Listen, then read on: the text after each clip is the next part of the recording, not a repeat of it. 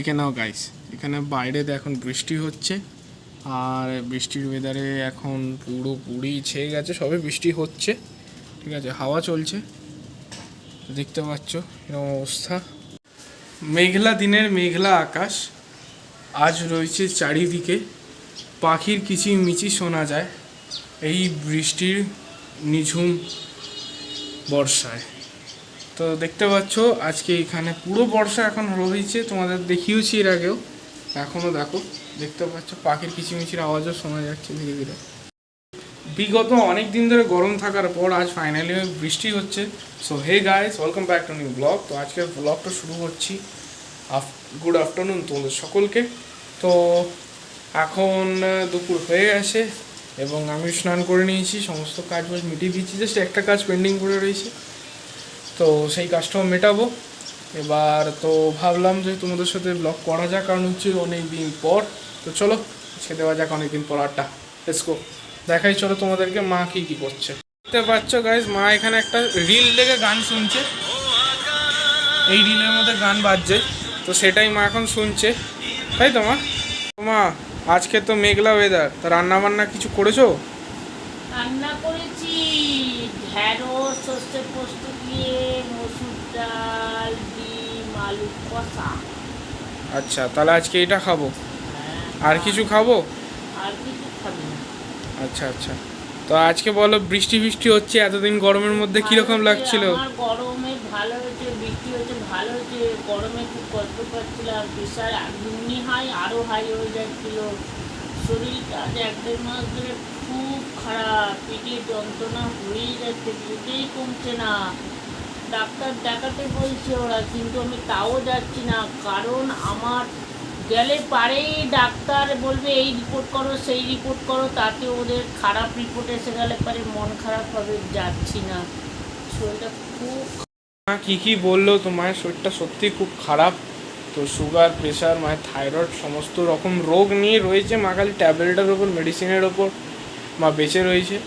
ঠিক আছে, ভগবান করুক যে মা আরও অনেক বছর থাকুক জীবিত, আমিও এটা চাই। যাই হোক, তো বর্ষার ওয়েদারে আমরা এখন মা বেটা মিলে দুজন মিলে বসে আছি, আর কাজ বাজ মোটামুটি আমাদের হয়ে গেছে, আর তো কিছু কাজ বাকি নেই মা, তাই তো?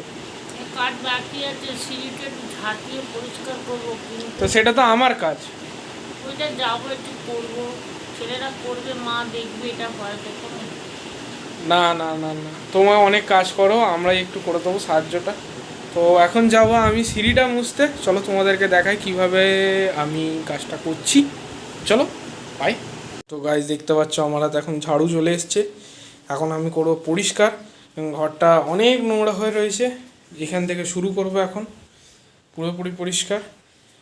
তো এখন এখান থেকে শুরু হবে, দেন তারপর আবার ওপরে যাবো। দেখতে পাচ্ছ ওপরে অনেকটাই ময়লা, তো সেইগুলো পরিষ্কার করতে হবে। যেখানে অনেক ময়লা দেখতে পাচ্ছ, এখানেও রয়েছে কিছুটা, এখানেও রয়েছে, এখানেও রয়েছে। তো ফার্স্ট পরিষ্কারটা এইখানে হবে না, ফার্স্ট পরিষ্কার হবে ওখান থেকে শুরু, ওই কোণ থেকে। তো চলো আমি পরিষ্কার করতে শুরু করি, তারপর তোমরা দেখতে থাকো। তো গাইজ পুরো বারান্দাটা ওখান থেকে শুরু করে পুরোটা এখানটা পুরো ক্লিয়ার হয়ে গেছে। এইবার মা আমার সাপোর্টের জন্য উপরে কিছুটা ঝাড়ু মুছে দিচ্ছে, দেখতে পাচ্ছ মায়ের হাতেও কাপড়। তো অ্যাকচুয়ালি ওই যে চিলে কোঠায় মেলা ছিল, তো সেখান থেকে মা কাপড়টা তুলে নিয়েছে, আর আপাতত আমাকে এখন একটু সাপোর্ট করছে। আমার হাতেও ঝাড়ু রয়েছে, আমিও পরিষ্কার করবার চেষ্টা করছি যতটা পারি, আর মাও আমাকে হেল্প করে দিচ্ছে একটু, যাতে আমি কাজটা সুবিধা হয় তাড়াতাড়ি করতে। তো সেই জন্য দেখতে পাচ্ছ মা কতটা কাজ করে ফেলেছে প্রায়। তো চলো এরপর তোমাদেরকে মা দেখাবে, এবার আমি কাজটা কমপ্লিট করব। তো চলো।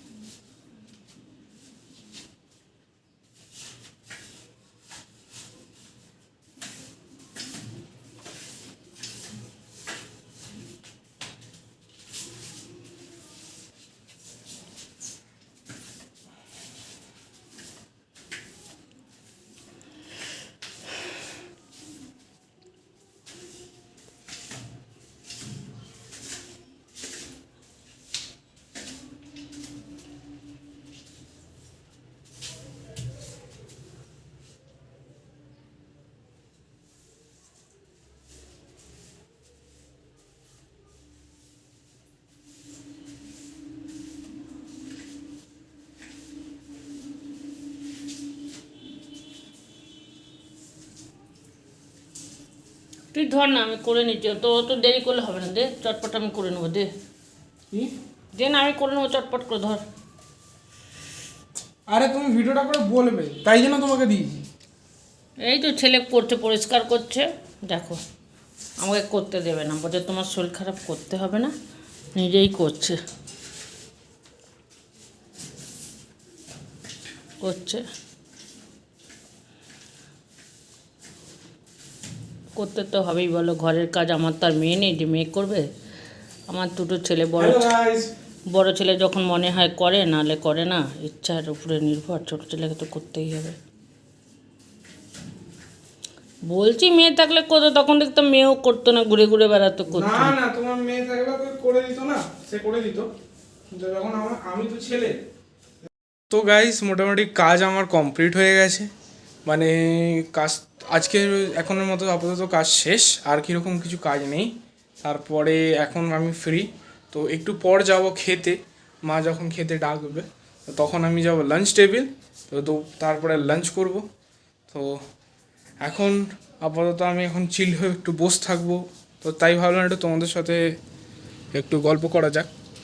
তো তোমরা সবাই জানিও যে তোমরা কেমন আছো কমেন্ট বক্সে। আর বিগত কিছুদিন ধরে আমি লক্ষ্য করছি যে ভিউ হচ্ছে না, বা কেউ তোমরা লাইক করছো না, কমেন্ট করছো না।